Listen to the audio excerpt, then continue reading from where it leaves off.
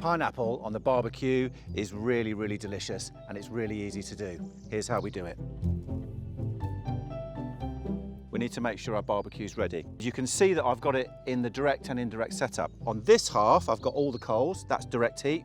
And on this side, I've got no coals, that's the indirect side. To prepare your pineapple, all you need to do is top and tail with a knife, take the skin off the sides with these little brown bits here that you can see run in a spiral.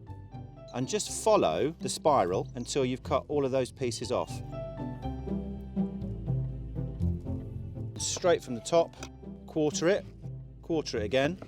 So just take those off.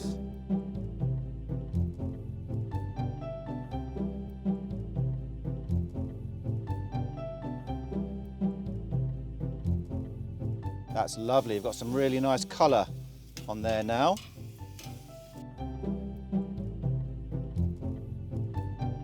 The other side of the pineapple's been on direct heat for a couple of minutes, so let's have a look. Oh, perfect, there we go.